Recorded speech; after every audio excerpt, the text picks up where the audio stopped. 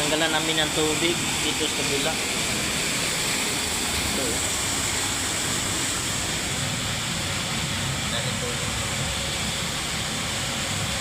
Nilipat namin kasi may ilalagay kami sa ilalim. Dito namin ano.